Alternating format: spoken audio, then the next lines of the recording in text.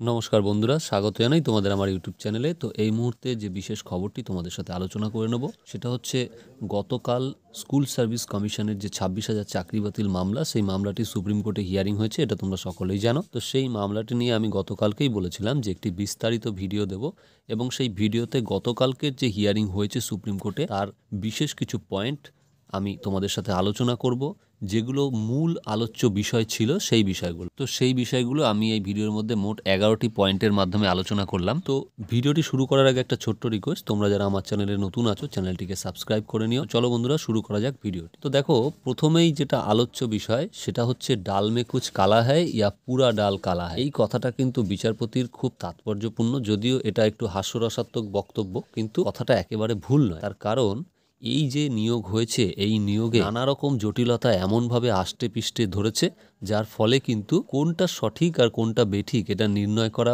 প্রায় অসম্ভব জায়গায় এসে দাঁড়িয়েছে। তবে যদিও এখানে অনেক জটিলতা রয়েছে, তবুও কিন্তু এসএসসি সুপ্রিম কোর্টে এসে দাবি করছে যে হ্যাঁ, যোগ্য অযোগ্য পৃথক করা সম্ভব। কিন্তু যখন তাদের প্রশ্ন করা হচ্ছে যে কিভাবে পৃথক করা সম্ভব, তখন আর তারা উত্তর দিতে পারছে না, যেহেতু তাদের কাছে পৃথকীকরণের মতো কোনো অস্ত্রই নেই, কোনো উপায় নেই। তাহলে কিসের ভিত্তিতে তারা বলছে? তারা অন্যের উদ্ধার করা ডেটার ভিত্তিতে বলছে, যেই ডেটার সত্যতা নিয়েও তারা মুখ খুলছে না। হ্যাঁ, মানে সিবিআই যে ডেটা উদ্ধার করেছে সেই ডেটা উদ্ধারের ভিত্তিতে তারা বলছে হ্যাঁ, পৃথক করা সম্ভব, কিন্তু সেই ডেটাগুলো যে সঠিক সেই গ্যারান্টি তো তারা দিতে পারবেই না। তার কারণ হচ্ছে তারা সেটা উদ্ধারও করেনি, এবং তাদের অফিস থেকেও সেটা পাওয়া যায়নি, বা সেটা তাদের সার্ভারের ডেটাও নয়। সুতরাং বিচারপতি তাদেরকে অবশ্যই এই বিষয়ে অনেক প্রশ্ন করেছেন। তো সেই বিষয়গুলো আমি একে একে পয়েন্ট আকারে তোমাদের সাথে আলোচনা করছি। দেখো, 1 নম্বর পয়েন্ট হচ্ছে, প্রধান বিচারপতি এসএসসির কাছে প্রশ্ন করেছেন যে পরীক্ষার যে অরিজিনাল ওএমআর শিট, সেই ওএমআর শিট কি এসএসসির কাছে আছে? তখন এসএসসি বলেছে না, সেই ওএমআর শিট তাদের কাছে নেই, সেই ওএমআর শিট ডিস্ট্রয় করে দেওয়া হয়েছে। তখন এসএসসি জানতে চেয়েছেন যে ঠিক আছে, ডিস্ট্রয় করে দেওয়া যে হয়েছে,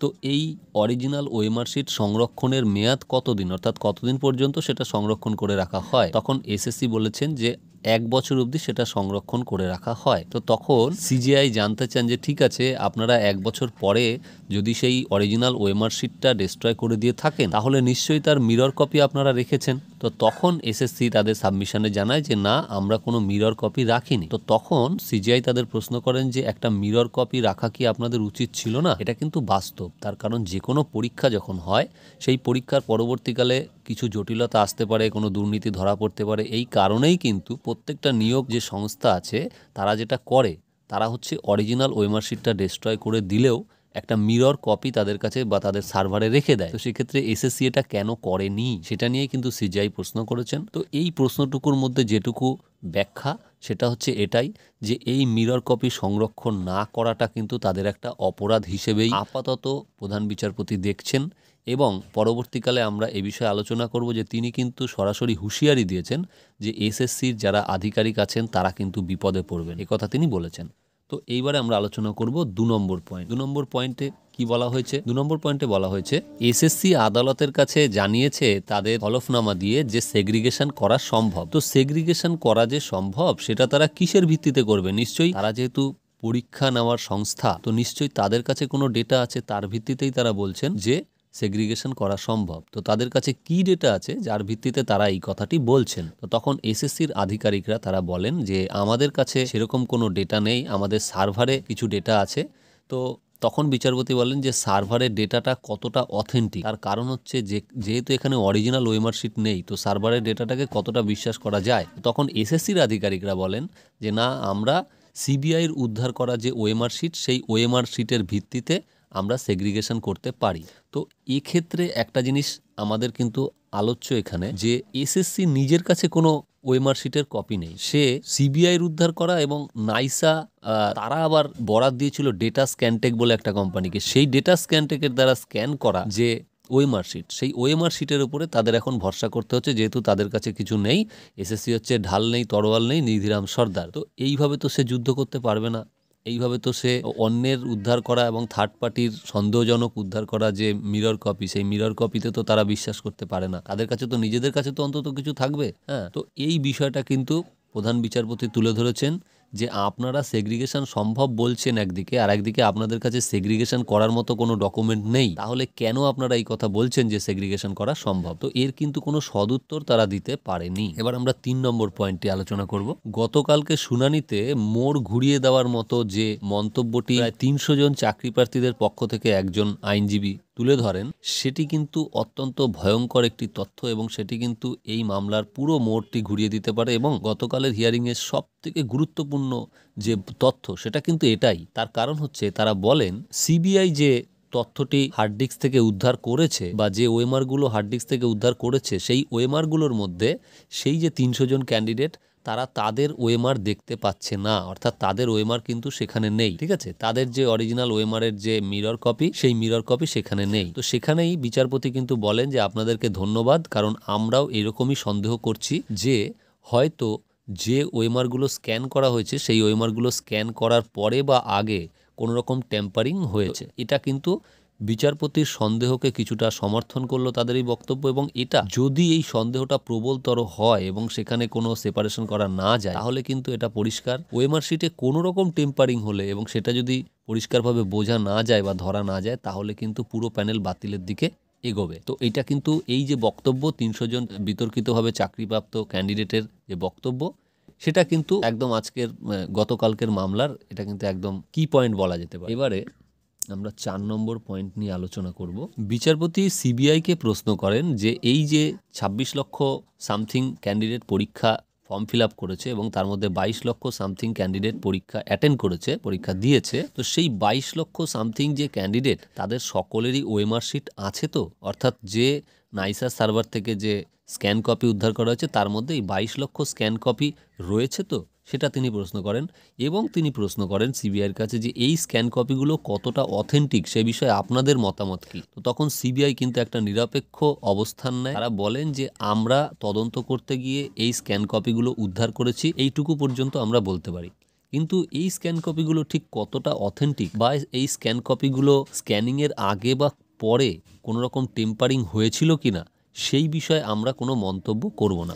তখন সিজিআই কিন্তু ওই যে ওএমআরগুলো উদ্ধার করা হয়েছে স্ক্যান কপিগুলো, সেগুলোর হ্যাশ ভ্যালু নিয়ে প্রশ্ন তোলেন বা সেগুলোর যে সার্ভারের যে মেটা ডেটা, সেই মেটা ডেটা খতিয়ে দেখারও পরামর্শ দেন। তিনি বলেন যে এইগুলো কিন্তু চেক করতে হবে। এই ওএমআরটাই যদি পরবর্তীকালে যোগ্য অযোগ্য নির্ধারণের মাপকাঠি হয়ে দাঁড়ায়, সেক্ষেত্রে আগে ভেরিফাই করে নিতে হবে যে এই ওএমআরগুলোতে কোনো রকম টেম্পারিং হয়েছিল কিনা। তো সেগুলো কি করা হয়েছে? এবং তার পাশাপাশি বিচারপতি বলেন যে এই ওএমআর শিটগুলো কি কোনো রকম ফরেন্সিক টেস্টের জন্য পাঠানো হয়েছে? তো সেক্ষেত্রে কিন্তু সিবিআইয়ের পক্ষ থেকে সেরকম কোনো সদুত্তর পাওয়া যায়নি। তারা একটা সময় আপনারা সকলেই জানেন যে যখন কলকাতা হাইকোর্টে মামলাটি বিচারাধীন ছিল, তখন বারে বারে সিবিআই এই কথা বলেছে যে আমরা এই ওএমআরগুলোকে ফরেন্সিক টেস্টের জন্য পাঠাচ্ছি। আমরা একবার দক্ষিণ ভারতে পাঠানো হলো, তারপরে বলা হলো যে না, সেখানে ফরেন্সিক টেস্টের পরিস্থিতি নেই, অতএব এটাকে আবার কলকাতায় পাঠাতে হবে।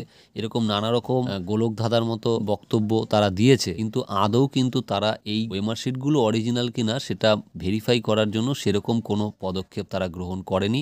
এটা গতকালকে সুপ্রিম কোর্টে হিয়ারিংয়ে কিন্তু উঠে এসছে। সেই জায়গায় দাঁড়িয়ে সমস্ত কিছু ফেলেও যদি এই ওএমআরকে গ্রহণীয় করতে হয়, তাহলেও কিন্তু এখন অনেকগুলো প্রসেসিং বাকি আছে, যেটা সুপ্রিম কোর্টের প্রধান বিচারপতি বলেই দিলেন। কারণ সেটাকে গ্রহণীয়ভাবে ধরতে গেলে সেটা সমস্ত রকম পরীক্ষার মধ্যে দিয়ে সেই স্ক্যান কপিগুলোকে আসতে হবে। এক হচ্ছে ফরেন্সিক টেস্ট, আর দুই হচ্ছে যে সেই যে হার্ড ডিস্কের মধ্যে সেভ ছিল সেই হার্ড ডিস্কের মেটা ডেটা, অর্থাৎ প্রত্যেকটা যে স্ক্যান করা হয় তার জন্য একটা আলাদা নম্বর হয়, সেই নম্বরটা চেঞ্জ হয়েছে কিনা সেটা দেখতে হবে। তো এই বিষয়গুলো বিচারপতি টেকনিক্যাল বিষয়গুলো তুলে ধরেন এবং তিনি কিছুটা হতাশা প্রকাশ করেন যে সিবিআইয়ের কিন্তু এগুলো পরীক্ষা করে দেখাও উচিত ছিল। এবার আমরা 5 নম্বর পয়েন্টটা নিয়ে আলোচনা করব। একটা সময় হিয়ারিং চলতে চলতে বিচারপতি পরিষ্কারভাবে এটা বলেন, যখন কল্যাণ ব্যানার্জি 65B নিয়ে বা এই যে ওএমআর শিটগুলো উদ্ধার হয়েছে সেগুলোর অথেন্টিসিটি নিয়ে প্রশ্ন তোলেন, তখন বিচারপতি পরিষ্কারভাবেই বলেন যে আপনারা যে 65B নিয়ে পড়ে আছেন, এই 65B আসলে কি? 65B হচ্ছে যে ডকুমেন্টগুলো বাজেয়াপ্ত করা হয়েছে, সেই বাজেয়াপ্ত করার যে পদ্ধতি সেই পদ্ধতিটা সঠিকভাবে হয়েছে কিনা শুধু এটুকুকেই সার্টিফাই করে। 65B এটা বলে না যে সেই ডকুমেন্টগুলো অথেন্টিক আছে বা সেই ডকুমেন্টগুলো কোনো টেম্পারিং হয়েছে কি হয়নি, সেই বিষয়ে কিছুই বলে না। শুধু একটা আইনি প্রক্রিয়া যে বাজেয়াপ্ত করার, সেই প্রক্রিয়াটা সঠিকভাবে সম্পন্ন হয়েছে কিনা শুধু এইটুকু বলে। 65B নিয়ে এত কিছু ভাবার কোনো জায়গা কিন্তু নেই। তো বিচারপতি এটাও বলেন যে যদি এমন হয় ওই ওয়েমারগুলো যেটা নাইসা বা ডেটা স্ক্যানটেক স্ক্যান করেছে, এমনও তো হতে পারে যে স্ক্যান করার আগে ওই ওএমআরগুলোতে কোনো রকম পরিবর্তন করা হয়ে থাকতে পারে। এটাও তো হতে পারে। তার কারণ হিসেবে তিনি বলেন যে প্রথমত তিনি জানতে চান যে এই ওএমআরগুলো কি পেন্সিল দিয়ে ফিল আপ করা হয়েছিল না পেন দিয়ে। তখন তাকে জানানো হয় যে এই ওএমআরগুলো পেন দিয়ে ফিল আপ করা হয়েছিল। তো বিচারপতি তখন বলেন যে নাইসা বা ডেটা স্ক্যানটেক যারা স্ক্যান করেছে এই ওএমআরগুলোকে, এমনও তো হতে পারে যে ব্ল্যাঙ্ক ওএমআর বা অল্প কিছু মার্কিং করা ওএমআর তাদের কাছে গিয়েছে এবং তারা সেই ওএমআরে সঠিক উত্তরগুলো ফিল আপ করার পরে সেটাকে স্ক্যান করেছে। এটা না হওয়ার কি আছে? এরকম কি আপনারা কেউ গ্যারান্টি দিতে পারবেন? তো সেক্ষেত্রেও কিন্তু সকলেই চুপ থাকে এবং সকলে কিন্তু বিষয়টাকে মেনে নেয়। তো এইরকম যে সন্দেহ বা সম্ভাবনাগুলো, সেগুলোকে কোনোভাবেই উড়িয়ে দেওয়া যাচ্ছে না। আর এই সন্দেহগুলোর যে কোনো একটা যদি স্টাবলিশড হয়ে যায়, তাহলেই কিন্তু প্যানেল বাতিল হওয়া থেকে কোনো রকম আর আটকানো যাবে না। এবার আমরা 6 নম্বর পয়েন্টটি আলোচনা করি। উদ্ধার করা ওএমআর এবং এসএসসি এর সার্ভারের ডেটা যে নম্বরের অনেকটা গরমিল হচ্ছে, তাহলে কোনটাকে সঠিক বলে ধরা হবে, এই বিষয়টা নিয়ে সিজিআই প্রশ্ন তোলেন। তিনি বলেন যে ওই ওএমআর এর তথ্যটাকে সঠিক হিসেবে ধরবো না এসএসসি সার্ভারে যে তথ্য আছে সেটাকে সঠিক হিসেবে ধরা হবে। তো বিচারপতি তখন প্রশ্ন তোলেন, যদি এসএসসির তথ্য অনুযায়ী তাদের সার্ভারে যে ডেটাটা রয়েছে সেটা যদি সঠিক হয়, তাহলে তারা আবার দুর্নীতির তালিকা জমা দিল কি করে? তারা কি করে বলছে যে এতগুলো দুর্নীতি হয়েছে? কারণ তারা যদি সঠিক ডেটা তাদের সার্ভারে রেখে থাকে, তাহলে তো সেখানে দুর্নীতি হওয়ার কথা নয়। তাহলে তারা দুর্নীতি হয়েছে এটা কি করে বলছে? আর তারা এখন বলছে দুর্নীতি হয়েছে, তাহলে যদি দুর্নীতি হয়েই থাকে তাহলে সেই ডেটাগুলোকে তারা তাদের সার্ভারে রাখলো কেন? তো এইরকম প্রশ্ন কিন্তু তারা করেন এবং তারা বলেন যে যদি এসএসসির কথা ধরে নিতে হয় যে তাদের সার্ভারের তথ্য সঠিক, তাহলে কোনো প্রমাণ ছাড়া আদালত কি করে এটা ধরে নেবে যে তাদের সার্ভারের তথ্য সঠিক, যেহেতু এসএসসির কাছে কোনো রকম ওএমআর শিট নেই, কোনো রকম মিরর কপি নেই? তাহলে কি করে ধরে নেবে যে তাদের সার্ভারের তথ্যটাই সঠিক? 7 নম্বর পয়েন্ট। বিচারপতি আরেকটি গুরুত্বপূর্ণ প্রশ্ন তোলেন। তিনি বলেন যে এই যে রিক্রুটমেন্ট হয়েছে, এই রিক্রুটমেন্টে এসএসসি, সিবিআই এবং মধ্যশিক্ষা পর্ষদ, রাজ্য, এরা প্রত্যেকেই বলছে যে যোগ্য এবং অযোগ্য প্রার্থী রয়েছে এই প্যানেলের মধ্যে। তো একটা সময় যদি এমন হয় যে যোগ্য অযোগ্য প্রার্থীদের যে সেগ্রিগেশন, সেই সেগ্রিগেশনটা সম্ভব না হয়, তাহলে ধরে নিতে হবে যে কিছু যোগ্য প্রার্থীর চাকরিও এই প্যানেলে চলে যাবে, কারণ পুরো প্যানেলটা সেক্ষেত্রে বাতিল করতে হবে। তো সেক্ষেত্রে পুরো প্যানেলটা যদি বাতিল হয়, তাহলে এই যে এর মধ্যে যে যোগ্য প্রার্থীরা রয়েছে, যেহেতু সেগ্রিগেশন করা গেল না বা যাবে না, সেই কারণে যেসব যোগ্যদের চাকরি যাবে, তাদের চাকরি যাওয়ার যে দায়, সেই দায়টা কে নেবে? এসএসসি নেবে, না রাজ্য সরকার নেবে, না মধ্যশিক্ষা পর্ষদ নেবে? কে নেবে? এই প্রশ্ন কিন্তু তিনি তোলেন এবং এটা কিন্তু যথেষ্ট যুক্তিসঙ্গত প্রশ্ন। এবং এক্ষেত্রে বিচারপতির যে বক্তব্য, সেটা কিন্তু সত্যি সত্যি মানবিক দিক থেকে তিনি করেছেন যে যেহেতু যারা যোগ্য আছে তারা কেন চাকরি হারাবে, আর তারা চাকরি হারালে এই যে এসএসসি, রাজ্য সরকার বা মধ্যশিক্ষা পর্ষদ যারা এর সঙ্গে যুক্ত, নাইসা, এদের প্রত্যেককেই যে শাস্তির মুখে পড়তে হবে, সেরকম ইঙ্গিতও কিন্তু তিনি দিয়ে রেখেছেন। 8 নম্বর পয়েন্ট। গতকালকে হিয়ারিং প্রক্রিয়ায় বিচারপতি আরেকটি গুরুত্বপূর্ণ মন্তব্য করেন। তিনি বলেন, যদি যোগ্য অযোগ্য সেগ্রিগেশন করা না যায় এবং পুরো প্যানেল বাতিল করতে হয়, সেক্ষেত্রে তো সবারই চাকরি চলে যাবে। কিন্তু এই প্যানেলের মধ্যে এমন যদি কেউ থাকেন যিনি আগে হয়তো একটা সরকারি চাকরি করতেন বা সার্ভিস করতেন, তিনি কোনো প্রমোশনের কারণে বা তার বাড়ির কাছাকাছি পোস্টিং বা এইরকম কোনো কারণে তিনি সেই চাকরিটা ছেড়ে দিয়ে তিনি এই চাকরিতে যোগদান করেছেন, তো পুরো প্যানেল বাতিল হলেও সেই সমস্ত ক্যান্ডিডেটদের চাকরি কিন্তু যাবে না। তার কারণ তারা অলরেডি একটা চাকরি ছেড়ে এই চাকরিতে যোগদান করেছে এবং এসএসসি বা নিয়োগকারী কোনো সংস্থা তাদের দুর্নীতির কারণে এই সমস্ত ক্যান্ডিডেটদের কিন্তু চাকরি যেতে পারে না। কিন্তু যেহেতু তারা আসলেই তারা যোগ্য ক্যান্ডিডেট, কারণ তারা যোগ্যতার প্রমাণটি আগেই তারা দিয়েছেন। তবে এটাও ঠিক, তারা অন্য কোনো চাকরি ছেড়ে আসলেও তাদের যদি দুর্নীতি প্রমাণ হয় যে তারা দুর্নীতি করে অন্য কোনো চাকরি ছেড়ে এই চাকরিতে দুর্নীতি করে যোগদান করেছেন, সেক্ষেত্রে কিন্তু অবশ্যই তাদের চাকরি যাবে। 9 নম্বর পয়েন্ট। গতকালকের হিয়ারিংয়ে এসএসসি আদালতের কাছে একটি ভ্রান্ত বা ভুল তথ্য দিয়েছে। সেই তথ্যটি হচ্ছে, তারা বলেছে যে আমরা নিয়মিত স্কুল সার্ভিস কমিশনের পরীক্ষা নিই। তারা কিন্তু নিয়মিত এই পরীক্ষা নেয় না। আমরা দেখেছি যে 2011 সালে তারা পরীক্ষা নেওয়ার পরে আবার পরীক্ষা নিয়েছিল 2016 সালে। মাঝে 4 বছর কিন্তু তারা এই পরীক্ষাটা নেয়নি। তারপরে এই 16 সালে পরীক্ষার পরে আবার 2024 সাল হতে চললো, মানে প্রায় 8 বছর তারা কিন্তু কোনো পরীক্ষা নেয়। সেই জায়গায় দাঁড়িয়ে তারা যে মিথ্যা কথা বলেছে আদালতে, এর জন্যও কিন্তু তাদের পানিশমেন্ট হওয়া উচিত বা এই বিষয়টা প্রধান বিচারপতির দৃষ্টি আকর্ষণ নিশ্চয়ই পরবর্তী দিনে যারা বঞ্চিত চাকরি প্রার্থী আছেন তাদের আইনজীবীরা বলবেন, কারণ গতকালকে যে হিয়ারিং হয়েছে সেই সময় কিন্তু বঞ্চিত চাকরি প্রার্থীর আইনজীবীদের বলার টার্ন আসেনি বা তাদের বলার সুযোগ দেওয়া হয়নি। পরের দিন তাদের বলার সময় দেওয়া হবে বলে আদালত থেকে জানানো হয়েছে। 10 নম্বর পয়েন্টটি হলো এসএসসি আদালতের কাছে জানিয়েছে যে তাদের 5000-এর বেশি ওএমআরে গড়মিল রয়েছে। 5000-এর বেশি কত না 5485টি ওএমআরে গড়মিল রয়েছে। তো এসএসসি এবং সিবিআইয়ের দেওয়া সুপ্রিম কোর্টে যে ফাইনাল সাবমিশন, তাতে যে সংখ্যাটা তারা বলেছে দুর্নীতির, সেই সংখ্যা নিয়ে একটা ভিডিও আমি করেছি। তো সেই ভিডিওর লিঙ্ক এই ভিডিও ডেসক্রিপশন বক্সে তোমাদের আমি দিয়ে দেবো। এবং মধ্যশিক্ষা পর্ষদ তাদের হলফনামায় জানিয়েছে যে 5189টি ওএমআরে গড়মিল রয়েছে। তো এটা আপনারা সকলেই বুঝতে পারছেন যে এই যে দুটো সংস্থা যারা এই নিয়োগের সঙ্গে ওতপ্রোতভাবে জড়িত, তাদের প্রত্যেকের সাবমিশনেই কিন্তু রয়েছে যে 5000-এর অধিক ক্যান্ডিডেটের ওএমআরে নিয়োগে গড়মিল রয়েছে। তো এই যে নিয়োগে গড়মিল, এই নিয়োগে গড়মিলটা তারা এখন স্বীকার করছে বা তারা এখন হলফনামা আকারে জানাচ্ছে, কিন্তু প্রধান বিচারপতির বক্তব্য একটাই যে এইটা স্পেসিফিকভাবে আপনারা বলছেন কি করে, কারণ আপনাদের সার্ভারে যে ডেটা সেই ডেটার সঙ্গে সিবিআই উদ্ধার করা ওএমআর মিলছে না এবং আপনাদের কাছে কোনো ওএমআরের মিরর কপি নেই। তাহলে কোর্ট কি করে এটা ধরে নেবে যে আপনারা সঠিক তথ্য দিচ্ছেন এবং আপনাদের সার্ভারের ডেটা অনুযায়ী এরা তো অবৈধ নয়। আপনারা তো সার্ভারের ডেটার সাথে সিবিআই ডেটা ট্যালি করে এই কথা বলছেন, তো সিবিআই ডেটাটাকে আপনারা অথেন্টিক হিসেবে ধরে নিলেন কি করে? এই প্রশ্ন কিন্তু আদালতে ওঠে।